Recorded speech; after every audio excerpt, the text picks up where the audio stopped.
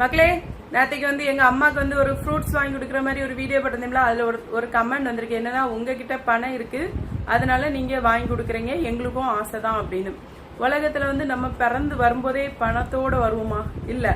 அதுக்கப்புறமா லட்ச லட்சமா சம்பாத்தியம் பண்ணி வச்சிருக்காங்கல்ல, அவங்களுக்கு பின்னால போய் பாருங்க, அவங்களுக்குள்ள வறுமையான சூழ்நிலைகள் பல இருக்கும்.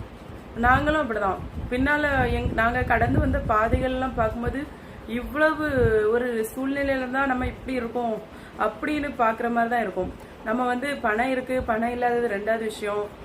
என்னன்னா, அடுத்த ஆளை பார்த்து வயிறு எரியக்கூடாது. முக்கியமான காரியம் என்னன்னா, நம்ம வந்து எப்படி நம்ம சம்பாதிக்கலாம், எப்படி இது பண்ணலாம், எப்படி நல்ல வழியில நம்ம பிள்ளைகள் நடத்தலாம், எப்படி நம்ம அம்மா அப்பாவை நல்லா வைக்கலாம்னு சொல்லிட்டு கடவுள்கிட்ட ப்ரேயர் பண்ணி நம்ம பாதையை நம்ம பார்த்துட்டே போயிட்டே இருந்தோம்னா தானா எல்லாம் நடக்கணும். நல்லதே நினைங்க, நல்லதே நடக்கும்.